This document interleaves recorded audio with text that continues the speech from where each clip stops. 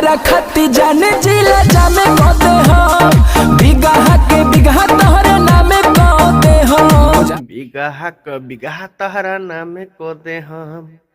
आदित्य सम्राट ने वो करके दिखाया जिससे करने के लिए खेसारी लाल यादव जैसे सुपरस्टार बड़े स्टार डरते हैं। कहबू जे के तोहरे गुलामे कहते हो। जी हाँ, इसलिए खेसारी लाल यादव का नाम लिया हूँ क्योंकि खेसारी लाल यादव अभी फुहड़पना में ही उलझे हुए हैं, साफ सुथरे गाने नहीं ले आ पाते हैं।